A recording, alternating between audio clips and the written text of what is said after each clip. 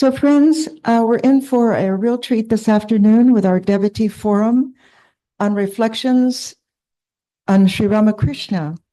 The first speaker, and there will be four, and they have a limit from 7 to 10 minutes to leave us with pearls of wisdom. The first speaker is Prasoon Bhattacharya. He'll be speaking on Sri Ramakrishna's knowledge, secular and divine. Prasoon.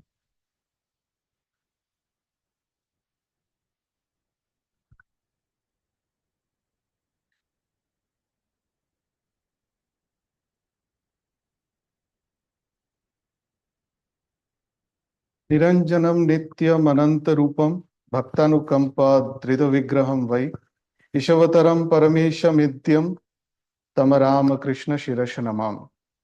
Oh, I bow down to the feet of Sri Ramakrishna, who is pure, eternal, and has infinite aspects, who has taken a form out of compassion for devotees, who is supremely divine and God incarnation. Pranam Mataji, and to all my seniors here, and greetings to everyone else. What a wonderful occasion. We are celebrating happy birthday to our beloved master and millions of devotees around the world. Today and over the weekend, we are celebrating, chanting his name, singing his glories. And as we know that creates a tremendous spiritual energy and atmosphere and vibration around. So let us merge into it and spiritually uplift ourselves. Today, my topic is Sri Ramakrishna's knowledge, secular and divine. Who is Sri Ramakrishna? Christopher Isherwood, in his book, writes, this is a story of a phenomenon. A phenomenon is something extraordinary and mysterious. Sri Ramakrishna was both extraordinary and mysterious. Now, how did Holy Mother look at Sri Ramakrishna? So one day, Holy Mother served food to the master in Dakshineshwar and stood there with folded hands. And Sri Ramakrishna, after finishing his food, and looked at her and said, what happened? And she said, till your shoulder, it was you. But beyond shoulder, I saw Divine Mother eating the food with your hands. And Sri Ramakrishna nodded his head and said, you saw the right thing. That was Sri Ramakrishna, our master. What did Sri Ramakrishna tell others about himself? One day in Panchavati, in the Pine Grove in Dakshineshwar, we have all been there. He told M directly, I am an avatar. I am God in human form. I have to be born again and again. And he also said, ultimate goal of human life is to realize God. Everything else is but secondary. Knowledge. Swamiji writes in the Aratrik Bhajan that we chant, Gyananjano Bimalo Noyono Bhikshane Mohojai. Thy eyes purified by collyrium of knowledge. A glance, delusion disappears. Secular knowledge. Jogin, a devotee of highest order, Swami Jogananda. One day, master told him, gave him some money and said, go and buy a pot. And he came to Calcutta and he told the shopkeeper, I take a fair price and give me the right pot. Make sure that it is fine and good quality. He took it back to Dakshineshwar and it was found that there was a leak in the pot. And master, on hearing it, was furious. What? You didn't yourself check before you bought the pot? He's not a devotee. He's doing his business. Just because you're a devotee, there is no reason to be a fool. Anytime you buy something, you have to check. And he said, at the end, look for the extras that he's giving. When I read it, I could not imagine what master would be thinking at us looking when we shop online nowadays. That was master.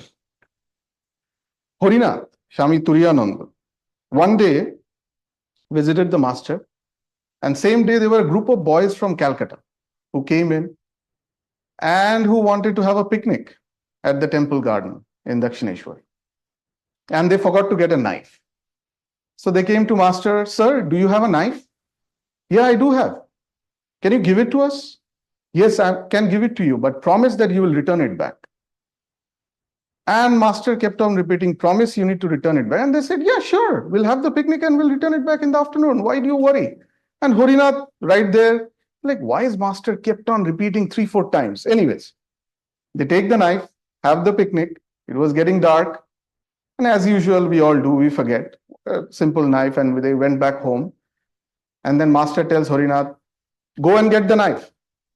And Horinath goes there, he finds it, and he gets it back, and he tries to put it on the shelf, as we all do, like, just come and put it somewhere. And master said, wait a minute, why did you put it there? Put it on the northeast bedstand. And Horinath was surprised, like, northeast bedstand knife, why? And master said, do you know why? He said, no, sir. He said, because in the morning when I wake up, it is dark. And I know exactly where the knife is. It is there. I'll take it out. I'll cut the twig and I'll brush my teeth. And if you don't put it there, then I'll have to look around. So keep the places where it should be. And that is how you lead your lives. And Swami Turiyananda later said that he had learned a lot from that lesson on that day from the master. Secular knowledge, practical, common sense. Master told the householders, let the boat be in the water. Let there be no water in the boat. Let the aspirant live in the world, but let there be no worldliness in the aspirant. And we find, when we read this, we find in the life of M, the recorder of gospel, Mahendranath Gupta, who was a headmaster, a scholar, intellectual, who was a rank holder in the prestigious Presidency College. He had, in spite of all the qualifications, so much so, his family life was disturbed that one night he decided that I'm going to give up my life. And this was before he met Sri Ramakrishna. He was wandering on the streets of Kolkata to give up his life. And it happens to be, he went to a place of his nephew in Shidhu in Bodanagar, and next day he took him to Dakshineshwar, not to visit the master, but to see the temple garden. And from there, the transformation began. Master completely effaced his ego, and he was a changed man. And master pointed at M one day and later said that this man has no ego. Where there is ego, there is no God. And where there is God, there is no ego. M became a perfect instrument at the hands of the master. Divine knowledge. Master, when described himself, used 2 words. Ami kormonasha forashdanga. I am kormonasha forashdanga. Kormonasha means I am a destroyer of karma. And forashdanga means French colony. That time Bengal was under the British rule. And there was this one colony, which is now Chandannagar, which was under the French rule. So what it meant, if you commit a crime in the British territory, you can slip into the French colony and you will not get caught. And Sri Ramakrishna's message, what he says is, take refuge in me, think about me, meditate on me. I'll destroy your karma. No worldly attachment will be able to bind you. You will attain freedom. And who do we see? The ideal shining example in the modern spiritual history, the Bohemian playwright Girish Chandra Ghosh in his life. A complete transformation. He said before meeting the master, he used to drink. And he said, stack up the bottles of wine that I have drunk and it will be as high as Mount Everest. That was his words. Completely changed man. Later, master told Girish is a devotee of heroic type. He has 125% faith. Narendranath, Swamiji, brilliant. We know about all his credentials. Science, sports, music, literature, philosophy, religion. He knew everything. But he had one conviction, never to believe something just because somebody has written it, somebody has said it. He wanted to get the proof. And Swami Chaitananda writes, could have been nobody else other than master who could have convinced Swamiji. Swamiji did not believe in Mother Kali. And we all know, under tremendous financial struggle, he came to master for help. And that Tuesday evening, master sent him to Dakshineshwar Bhavatanayani Mandir. 3 times he was there to ask for help. He could not ask because he saw living mother. effulgence. So Master showed him God is living, God can be spoken to, God is real. Naren did not believe in avatar, incarnation. And later we find 1898, when he comes back to Calcutta at Navagopal Ghosh's house, while inaugurating the deity, he writes that pranam mantra, Avatara Varishtaya, the paragon of all avatars. Naren did not believe Guru. 1896, New York, Madison Square Garden. Naren delivers the lecture, My Master. And it is there in Complete Works, Volume 4.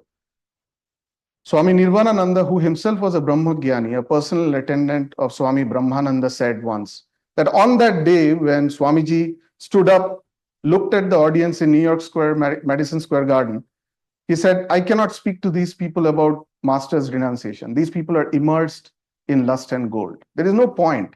They will not understand it. Let me change the topic. Master comes immediately to him and says, ওদেরকে বল, ওদেরকে শেখা, ওদের আমার সম্বন্ধে জানা দরকার আছে. Tell them, because it will be good for them. And we see my master. 1884, he comes down from Samadhi in Dakshineshwar and he says, compassion? Compassion for human beings? Humans are worms crawling on this world. How can they show compassion to other human beings? Recognize the manifestation of divinity within each and serve them. Everybody listened to it. Swamiji understood it. Today, 200 plus centers of Ramakrishna Modern Mission, Vedanta Society everywhere, the ideology of service is based on Shivogyani Jivo Sheva. To serve Jiva as Shiva. Divine knowledge. There are many and many more, but I want to end with this small excerpt from Swamiji's message in Calcutta when he delivered 1897 in his return back from US. Brothers, you have touched another chord in my heart, the deepest of all, and that is the mention of my teacher, my master, my hero, my ideal, my God in life, Sri Ramakrishna Paramahansa. If there has been anything achieved by me, by thoughts or words or deeds, if from my lips has ever fallen one word that has helped anyone in the world, I lay no claim to it. It was his. But if there have been curses falling from my lips, if there has been hatred coming out of mine, it is all mine, not his. All that has been weak has been mine, and all that has been life-giving, strengthening, pure and holy has been his inspiration, his words, and he himself. Yes, my friends, the world has yet to know that man. And this is being told by Swamiji. Let us pray at the holy feet of Master on this auspicious occasion to give us the knowledge and devotion so that we can understand his teachings, apply his teachings, and above all, feel his presence in our lives every moment. Joy, Sri Ramakrishna, joy. Thank you.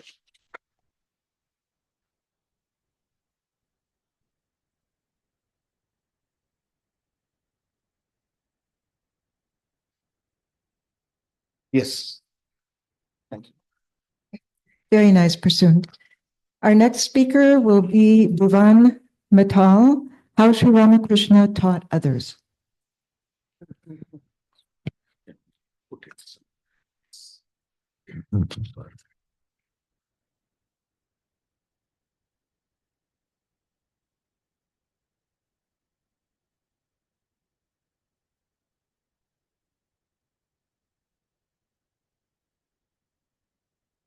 How Sri Ramakrishna taught others. Sri Ramakrishna taught others in an unconventional and peculiar way. As M elaborates in the Vachnamrit, Thakur spoke of God in a lovely language with a happy demeanor. M said that he had not seen such Gyan, Prem, Bhakti, faith, and redeeming grace elsewhere. At first, Thakur would inquire people's family members, family situation, and determine how much of a rightful aspirant they were. To M, he said his signs were good and alluded that he had examined his physical appearance, such as forehead and eyes, to determine that he was a sincere aspirant. To householders, he advised to do their worldly duties and concurrently do sadhana and bhakti. When the worldly duties were mainly done, they should solely seek God. He would ask each disciple to do the sadhana that would most suit him. This he did from his deep direct realization of all religions and sentiments, religion being a way to reach God. Latu, an orphan boy, became a Brahmagya like Swami Vivekanand, with no difference whatsoever. I'll next introduce some examples with Thakur's different teaching methods. Thakur won over people's hearts and was empathetic and felt one with others' pain, took over their grief, wiped their tears, and gave them solace. After his sacred thread, he partook of alms from Dhani, a low caste devotee. His actions underscored his teachings that God's devotees have no caste distinctions. He even cleaned the toilet of an outcast. He taught via parables. Haldar Pukur example, to teach others, you need God's sanction, or else it would be futile.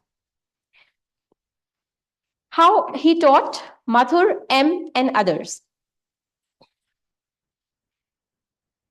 Mathur managed his mother-in-law Rani Rasmani's Dakshineshwar Kali temple. Thakur felt Mathur was a good upasak. Working from his office, he saw Master walking and saw Shiva as the Master walked toward him and Mother Kali as the Master walked away from him.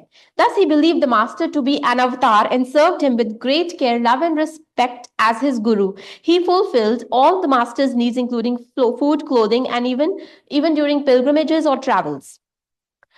When M was about to commit suicide, a chance meeting with the Master transformed him.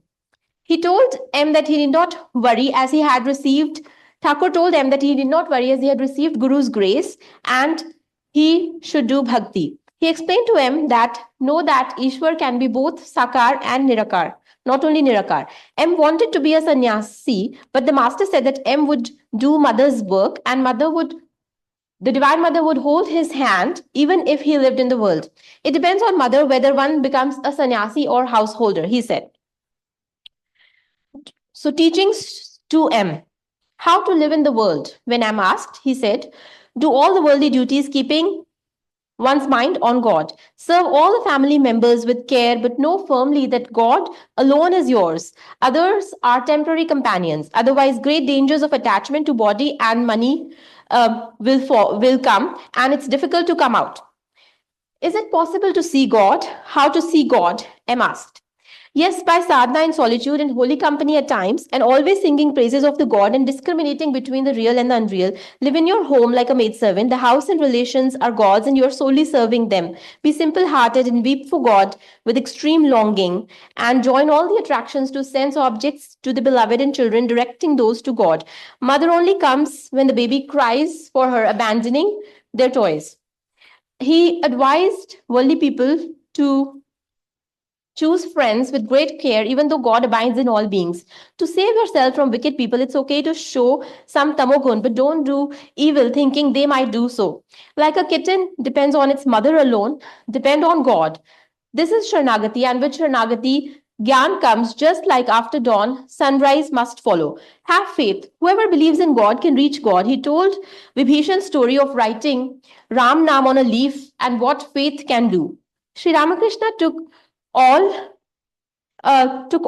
from Vishayanand to Bhajananand and even Brahmanand. Later, Latu, seeing his good tendencies, Thakur asked Ramchandra to give him the orphan boy Latu. He tried to teach Latu the alphabet but failed. Thakur taught Latu all Vedanta with his unique method of involving Latu in discussions with Swami Vivekanand. Swami Vivekanand's biggest surprise was how Thakur made such a boy a Brahmgyani. When Girish was permitted to drink wine offered, while Girish was permitted to drink wine offered to the Divine Mother and surrender his will to the divine, practically he was allowed to do anything. In contrast, Latu was asked to detour and not walk by a liquor store even and sing bhajans all night. And Latu sincerely overcame his sleep by engaging in devotional singing all night long. Thus, we see that there is a vast difference between his treatment of Girish and his monastic disciples, but also subtle differences in his teachings to the various monastics based on their individual temperaments. His teachings were also based on highly practical analogies. When Govindji's idol broke, he gave a practical solution, citing, "Will you replace your son in law if he breaks a leg?" To conclude, and also it would be now I will touch some teachings of Holy Mother to Holy Mother.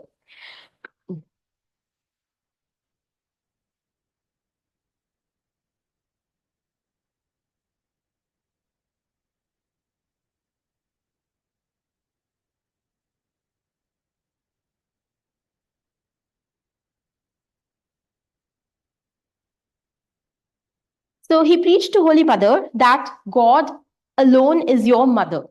Feel intensely that God is your own. Even to that effect, even in America, Swami Abhinandan preached about God as mother. This was totally unconventional. Think about a society where women is considered as a source of pleasure, and to that he raised them to all the women to the level of the Divine Mother, and encouraged all devotees to think of all women as the Divine Mother. Try to think that mother is the doer. If we want to ask God for something, ask for it as God is mother and father. As a needle covered with mud does not get pulled by the magnet, he said, so only after you cleanse your mind with tears for God, then the God magnet can pull you and give you devotion so you can get a vision of God. Jap, tap, following Guru's instructions with Sharanagati purifies our mind, and then we get bhakti in God. He also preached Sachidanand is Guru. He instructed mother on mundane household matters, like, for instance, even how to keep the broom, and instructed on spirituality, that how she would even lead the order after the master's passing. Holy Mother said that we should ask God for desirelessness and purity. And although and some, at times masters taught the several people and each understood differently. For instance, when he said that not compassion towards the downtrodden, but service, only Swami Vivekananda could foretell of his great teaching and how it would become the motto of the Ramakrishna order. Hari Om Tat Sat.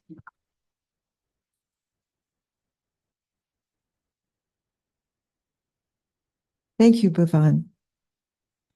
Our next speaker is Indranil. He will be speaking on Sri Ramakrishna, the humorist.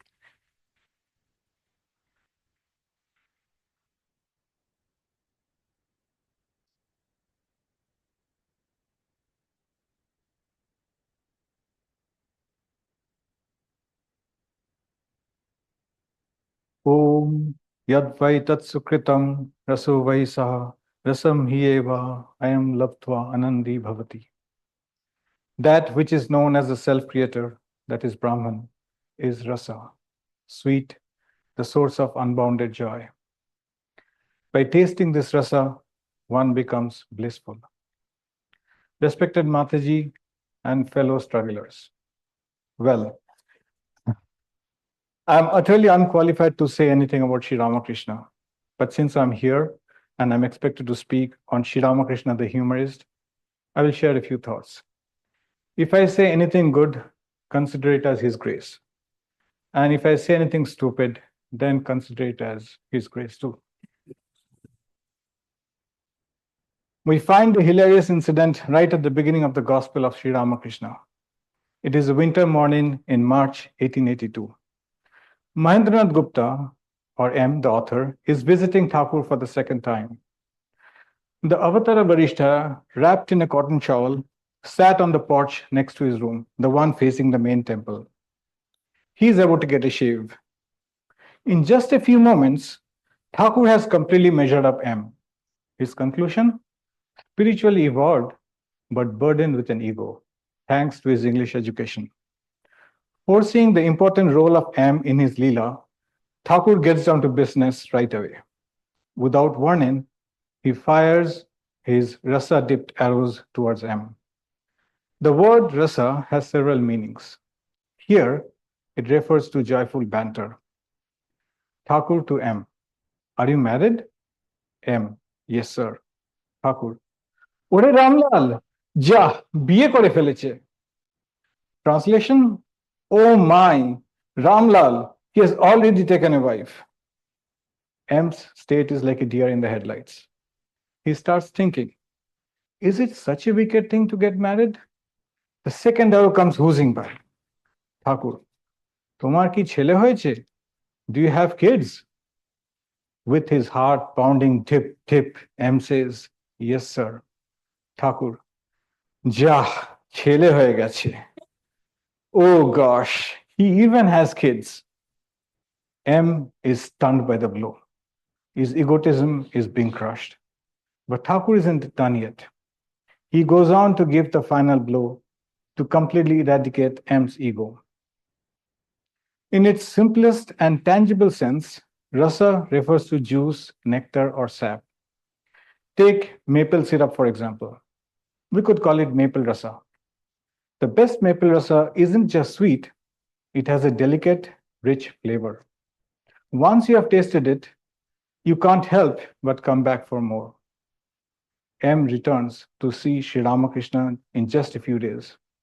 He had come the previous day too, at 4 o'clock, and witnessed Thakur in Samadhi while Naren sang, Chidananda Rashe Bhakti Jogaveshe, Haure Chiramagun, Chidananda Rashe Haire Premananda Rashe, which means stay ever immersed in the nectar of consciousness bliss and divine love. Clearly, M has been hooked. It is 3 o'clock in the afternoon. Thakur is sitting on the smaller cot, having a lively, playful discussion with the young devotees, including Naren. The room is brimming with joy.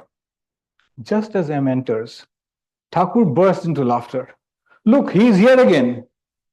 The whole room erupts in laughter. M, now thoroughly humbled, just doesn't fold his hands like before. He goes full prostration mode. Thakur watches this and then, still chuckling, explains what made him laugh earlier. You see, some opium was given to a peacock at 4 o'clock in the afternoon.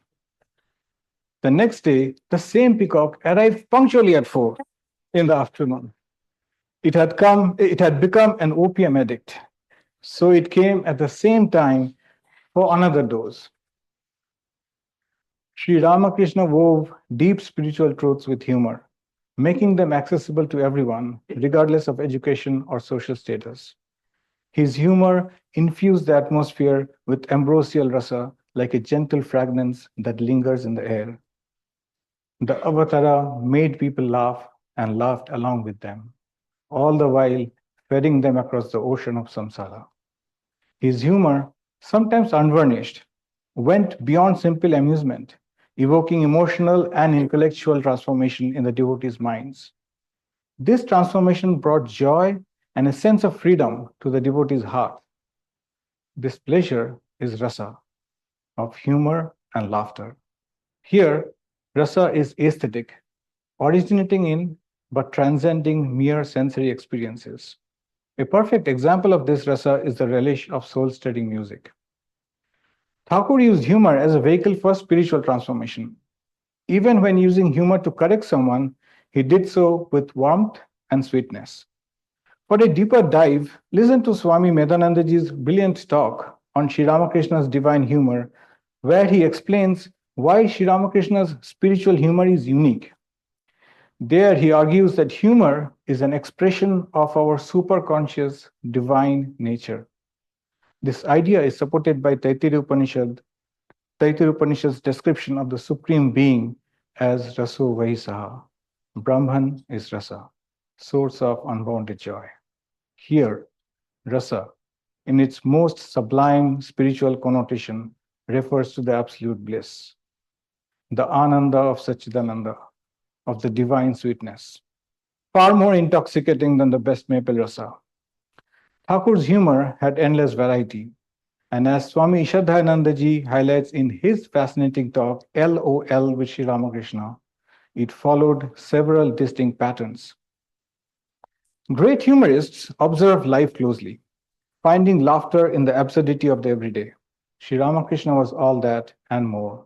With his razor-sharp intellect, photographic memory, keen perception, quick wit, and childlike playfulness, he crafted humor that touched the heart. He was a consummate seeker of rasa, a rasik. Curiously, Roshik in Bengali means humorist. So a literal translation of the title Sri Ramakrishna, the humorist, into Bengali would be Roshik Sri Ramakrishna. But Rasik also means a connoisseur of rasa.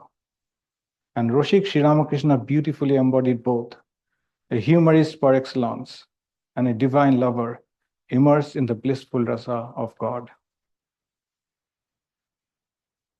When it was difficult for him to speak towards the end, I believe his humor found expression in modern art. You all know exactly what I'm talking about, right? Right? No? Okay, all right. Here it is. On February 11th, 1886, Sri Ramakrishna created this masterpiece to commission Naren as a world teacher. He prophetically wrote in Bengali, Joy Radhe Premamoyi, Naren Shiksha Debe Jokhon Ghare Baire Haak Dibe, Joy Radhe. Translation, victory to Radha, love personified. Naren will teach loudly at home and to the world. Victory to Radha.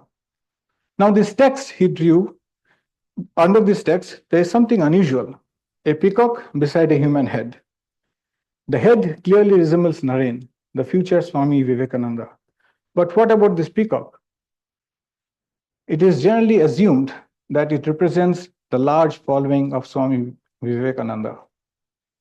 But given Thakur's playful nature, could it also be that opium-addicted peacock who came coming back for another dose? After all, Sri Ramakrishna knew both Naren and M would play important roles in spreading his words of nectar, Kathamrita, to the world. When Thakur showed this sketch to Naren, Naren protested, I won't do any such thing. Thakur didn't try to convince. He just smiled and dropped the ultimate mic drop quip. Tor har kurbe, your very bones will do. Roshik Sri Ramakrishna realized that God has become everything. For him, the world was a mansion of mirth, Majar Kutir. He prayed to the Divine Mother to keep him in Roshe Boshe, that is, always absorbed in the divine sweetness that flows from the realization that the Mother alone is.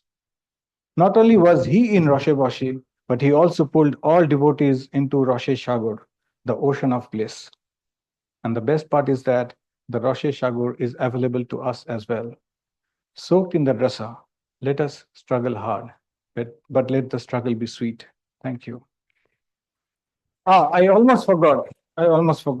Remember, God is in everything? Well, keep that in mind because rasa also means mercury. So don't forget discrimination.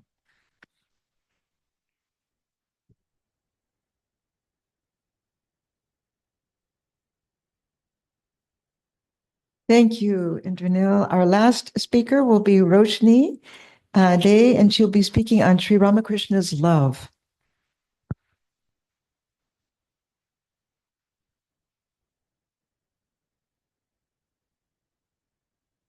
Om Sthapakaya cha dharmasya sarva dharma sarupine avatara varishtaya Ramakrishnaya te namaha. My pranam to Mataji and my dear friends. In the Bhagavad Gita, Sri Krishna said, when religion declines and irreligion prevails, I incarnate myself in every age to establish religion. The Gospel of Sri Ramakrishna and various other records contain innumerable anecdotes of the Master's divine play as the Avatar. Ramakrishna saw God everywhere with such intense devotion that his body glowed with pure consciousness and his eyes shone with a spiritual luster and God's knowledge. His entire being throbbed with the desire to dissipate the knowledge of God to souls bound in the maya of worldliness. Just like Lord Krishna manifested equally to all his 16,000 wives, treating each with the same respect and love, Sri Ramakrishna cared equally for all, be the poor, the needy, the rich, men, women, no discrimination.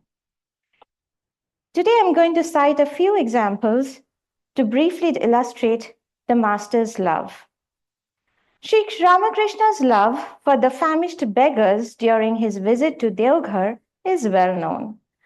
In 1868, Mothur Babu accompanied Sri Ramakrishna on a pilgrimage to Varanasi and other places in North India. On the way, they stopped for a few days at Deoghar to visit the local Shiva temple. The master was very much pained to see the extreme poverty of the villagers and their wretched condition. He told Mathur, "You are but a manager of mother's estate. Give these people sufficient oil to cool their heads and each a piece of cloth to wear and feed them to their fill at least once." Mathur, he's a businessman. He was hesitant, considering the cost of his pilgrimage. This Ramakrishna noticed, and he cried out in anguish, "Rascal, I will not go to your Kashi. I will remain here with them. They have none to call their own. I will not leave them behind and go." The master immediately sat down with those poor villagers and refused to take another step. Seeing the adamant master, Mathur fulfilled his wish, making the villagers very happy. Sri Ramakrishna felt their joy as his own and proceeded gladly with Mathur to Kashi. No person is too lowly in the eyes of an avatar. And this is illustrated from the story of Rashik, the sweeper of the Dakshineshwar temple compound. Roshik longed to approach Sri Ramakrishna, whom he called father, but restricted himself because he was of low caste and status. He could only watch others go close to the master and get redemption. One day, he caught Thakur on his way back from the Panchavati. Thakur was absorbed in spiritual mode. Roshik quickly prostrated and cried before Sri Ramakrishna, "What will happen to me?" Touched by Roshik's plea, Sri Ramakrishna gave Roshik his greatest blessing. "You will see me at the time of death." 2 years after the master's demise, Roshik fell gravely ill. He rejected all medicines and food, and he spent his waking hours chanting God's name and praying earnestly for his grace. Just as Thakur promised, the blessed Roshik died with full consciousness, visualizing the presence of the master. Thakur only saw the Divine Mother in all women, irrespective of their moral backgrounds. He even blessed those whom the society had rejected. In the early days of Thakur's ministry, like many, Mathur Babu doubted Thakur's desires. He planned with Hriday and took Thakur to the quarters of a famous courtesan of Calcutta called Lakshmi Bai. Unaware of the plot, as soon as Thakur saw Lakshmi, he addressed her as the blissful mother, bowed down to her, and merged into Samadhi. Lakshmi and the other women in the brothel had never seen a man so free from lust. They immediately recognized him as a god-man and bowed down to him. On another instance, Thakur had blessed Binodini, the infamous actress of the Star Theatre. On September 21, 1884, Sri Ramakrishna went to the Star Theatre to watch the religious play on Sri Chaitanya's early life, Chaitanya Leela. Binodini had played the main role of Sri Chaitanya. In spite of his unchaste lifestyle, Sri Ramakrishna praised Binodini and poured his love upon her by pressing his hands on her head with the words, "Mother, be illumined." After receiving Thakur's blessing, Binodini began to regard him as the living God. In her autobiography, Binodini wrote, "I don't care if people of the world look down upon me, upon my sinful life. I was blessed by Sri Ramakrishna. His loving, hopeful message still sustains me. When I'm terribly depressed, I see his sweet, compassionate face in my heart and hear his voice. Say, Hari Guru, Guru Hari. God is your Guru and the Guru is your God." In the presence of Rakhal or Swami Brahmananda, the master took the form of a loving mother. In Thakur's own words, "A few days before Rakhal came to me, the Divine Mother placed a little boy on my lap and said, 'This is your son.' At first I was startled. 'My son?' Mother smiled and made me understand that I am not to have a son in ordinary sense. This boy would be my spiritual son who would live up to the highest ideals of renunciation." Seeing Rakhal with eyes soaked with affection, Sri Ramakrishna would be transported into the disposition of Mother Yashoda. He would feed him, fondle him, and play with him just as parents do with their children. Rakhal too reciprocated the exact feelings of a little boy. He would sometimes come running and jump into the lap of Sri Ramakrishna. Although, surprisingly, by the time Rakhal came to Sri Ramakrishna, he was a muscular young athlete and a married man. His love knew of no distinction, as he loved even Latu, a mere orphan boy, and raised him to be the Brahmagyani of the level of Vivekananda.